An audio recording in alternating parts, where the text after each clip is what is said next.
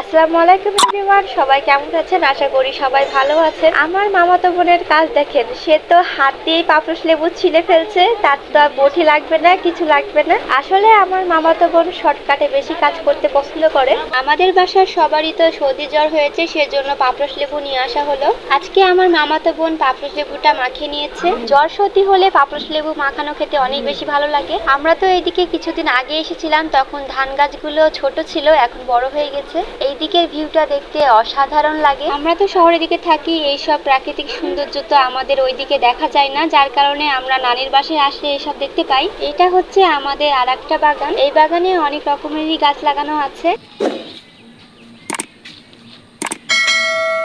এটা হচ্ছে কামরাঙ্গা গাছ। কামরাঙ্গা গাছে অনেক কামরাঙ্গা ধরে, কিন্তু আমাদের খাওয়া হয় না তেমন। আমাদের গাছে দেখি কাগজি লেবু হয়েছে। অন্যদিন আপনাদেরকে সব গাছের ভিডিও করে দেখাবো। কখন কে বিপদে পড়বে তা বলা যায় না, যেমন আমরা বিপদে যে পড়বো তা ভাবতেই পারিনি।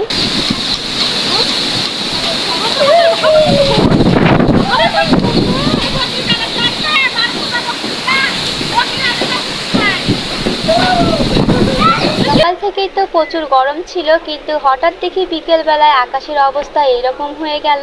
আমরা আজকে ঘূর্ণিঝড়ের মুখোমুখি হয়েছি। এই ঘূর্ণিঝড়ের কারণে নানিবাড়ির এলাকায় অনেক মানুষের ক্ষয়ক্ষতি হয়েছে। আমি এই কথাই বলতে পারি যে আল্লাহ তাআলা আমাদেরকে হেফাজত করেছে, না হলে আরেকটুর জন্য আমাদের অনেক বড় ক্ষতি হয়ে যেত। তো আজকের ভিডিওটা এই পর্যন্ত। সবাই ভালো থাকবেন, সুস্থ থাকবেন, আমাদের সাথে থাকবেন। আল্লাহ হাফেজ।